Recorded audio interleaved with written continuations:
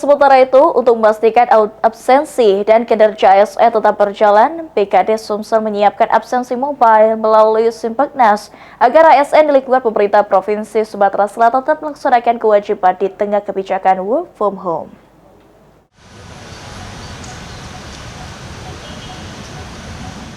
Sesuai instruksi yang dikeluarkan pemerintah pusat, aparatur sipil negara akan mulai menerapkan kebijakan work from home atau WFH pada Jumat mendatang sebagai upaya menghemat penggunaan BBM secara nasional di tengah ketidakpastian global akibat konflik Timur Tengah. Untuk memastikan ASN di lingkungan pemerintah Provinsi Sumatera Selatan tetap memenuhi kewajiban kerja di tengah penerapan WFH, Badan Kepegawaian Daerah Provinsi Sumatera Selatan menyiapkan absensi mobile. Menurut Ismail Fahmi, nantinya setiap ASN akan menggunakan absensi Simpeknas yang dikeluarkan BKN sehingga kehadiran dan kinerja harian pegawai dapat dipantau oleh masing-masing OPD.